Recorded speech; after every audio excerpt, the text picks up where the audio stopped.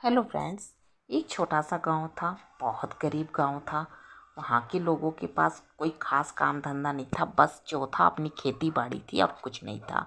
तो काफ़ी पिछड़ा वर्ग वहाँ था और वहाँ के बच्चे पढ़ते लिखते नहीं थे। बस उन लोगों का काम दिन भर खेत में काम करो, खेलो कूदो, ऐसी उन लोग की ज़िंदगी बीतती थी। अब कुछ खास उन लोग के गाँव में नहीं था। और जितने भी फैमिली थे गाँव में सब गरीब थे, कोई अमीर नहीं था।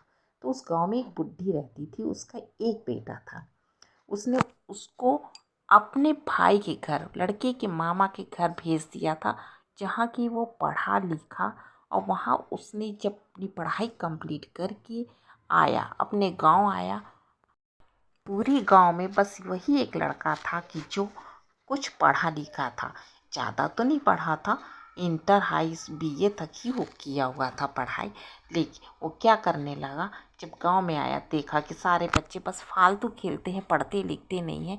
तो वो गांव वालों से पहले उसने बात की और बात करने के बाद फिर बच्चों को उसने इकट्ठा किया कि हर माँ बाप चाहते कि हमारे बच्चे पढ़ें और पढ़ें तो उनकी ज़िंदगी संवरे। और वो लड़का भी चाहता था कि मैं आया हूँ तो मैं यहाँ पे गांव में रह के कुछ काम करूँ, क्योंकि उसकी माँ तो एकदम बुढ़ी हो चुकी थी, उसको सहारे की ज़रूरत थी। अब वो गांव छोड़ के जा नहीं रही थी कहीं।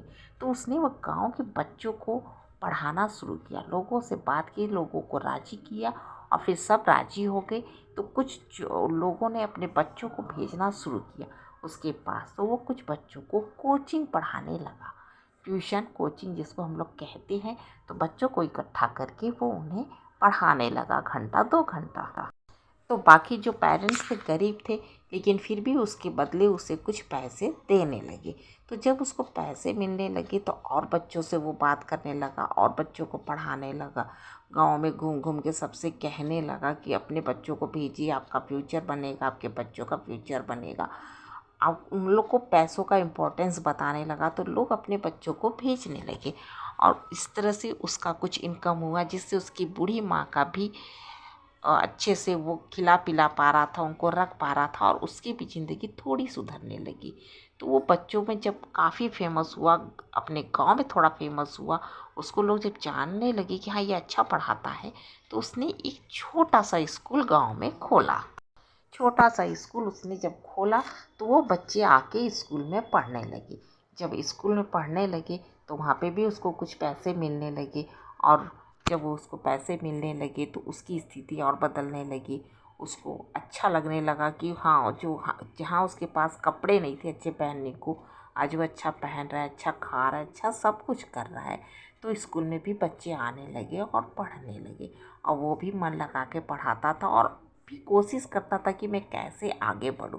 क्योंकि जब आपको अमीर बनना है तो आपको मेहनत करनी पड़ेगी और जो काम कर रहे हो आपको उसी से ही आपको आगे बढ़ना पड़ेगा। तो पढ़ाते पढ़ाते कुछ साल उसने पढ़ाए। फिर उसने क्या किया, जब उसके पास पैसे अर्जित हो गए अच्छे खासे, फिर उसने एक कॉलेज खोला। क्योंकि जब बच्चे हाई स्कूल इंटर कर लिए तो उन्हें कॉलेज की ज़रूरत है। तो उसने कॉलेज खोला, वही बच्चे कॉलेज में पढ़ने लगे। आसपास के गांव के बच्चे आके वहाँ पढ़ने लगे। इस तरह से गांव भी खुशहाल हुआ, वहाँ के बच्चे भी शिक्षित हो गए और वो लड़का भी अमीर हो गया। उसकी गरीब उसके वजह से गांव के सारे बच्चे शिक्षित हो गए और सबका अपना अपना एक काम धंधा हो गया, एक बिजनेस हो गया। क्योंकि जब हम पढ़ते हैं तो हमारा माइंड काम करता है कि हमें आगे क्या करना है, हमें सोच मिलती है, हमें ज्ञान मिलता है। तो इस तरह से उस गांव से गरीबी हटने लगी और लोगों के पास पैसों की इनकम होने लगा। तो उन लोगों की स्थिति बदलने लगी और वो गांव और भी खुशहाल हो गया।